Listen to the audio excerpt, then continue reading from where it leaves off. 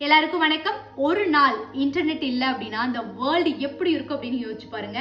உலகம் முழுவதும் 500 கோடிக்கு மேல மக்கள் வந்து இன்டர்நெட் யூஸ் பண்றாங்க. ஸோ இன்னைக்கு அக்டோபர் 29 வேர்ல்டு இன்டர்நெட் டேங்க. அதாவது 1969 அக்டோபர் 29 கலிபோர்னியா பல்கலைக்கழகத்துல வந்து ஒரு ஸ்டூடெண்ட் ஒரு கம்ப்யூட்டருக்கும் இன்னொரு கம்ப்யூட்டருக்கும் இடையில ஒரு மெசேஜ் வந்து பாஸ் பண்றாங்க. ஸோ இந்த ஒரு நிகழ்வு தான் இன்னைக்கு நம்ம எல்லாரும் பயன்படுத்திட்டு இருக்கிற இன்டர்நெட்டுடைய ஒரு தொடக்கமா சொல்லப்படுதுங்க. அதாவது ஆரம்பத்துல இன்டர்நெட் வந்து அர்பானெட் அப்படின்னு சொன்னாங்க. அதுக்கப்புறம் 1980s வந்து இன்டர் நெட்வொர்க் அப்படின்னு சொன்னாங்க.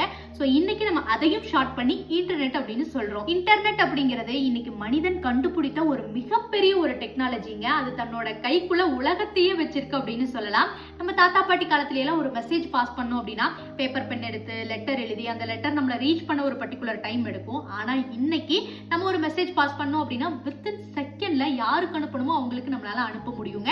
இன்னும் வந்து நம்ம வீட்டுக்குள்ளேயே உட்காந்துட்டு உலகத்துல எந்த மூலையில என்ன நடந்தாலும் அதை நம்மளால தெரிஞ்சுக்க முடியுது, பார்க்க முடியுது, எல்லாமே பண்ண முடியுதுங்க. நம்ம இம்பாசிபிள் அப்படின்னு நினைச்சதையெல்லாம் நம்மளால பாசிபிள் பண்ண முடியுது. நிறைய விஷயங்களை கத்துக்க முடியுதுங்க. ஸோ அந்த அளவுக்கு இன்டர்நெட் நம்மளுக்கு சப்போர்ட்டிவாகவும் இருக்கு. ஆனா எந்த ஒரு விஷயத்திலயுமே எவ்வளவு நல்லது இருக்கோ அந்த இடத்துல கெட்டதும் இருக்குங்க. அந்த மாதிரி நிறைய இன்டர்நெட்னால நிறைய மிஸ்யூஸ் நடக்குது. நிறைய பேர் அதை வந்து தவறாகவும் பயன்படுத்துறாங்க. அளவுக்கு மீறினா அமிர்தமும் நஞ்சு அப்படின்னு சொல்லுவாங்க.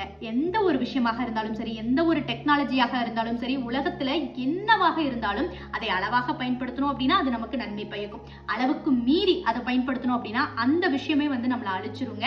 எப்பவுமே நம்ம ஒரு மனிதனுக்கு இன்னொரு மனிதனாலதான் அந்த ஒரு நட்பு, அந்த ஒரு கனெக்ஷனை கொடுக்க முடியும். மொபைல் போனோ டெக்னாலஜியோ வந்து அந்த கனெக்ஷனை எந்த டெக்னாலஜி வளர்ந்தாலும் கண்டிப்பாக கொடுக்க முடியாதுங்க.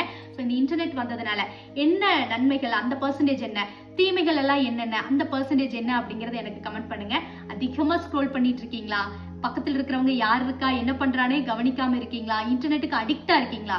கண்டிப்பா உங்களை நீங்க மாத்த வேண்டிய நேரங்க. அது கண்டிப்பாக மாத்திக்கோங்க. நன்றி.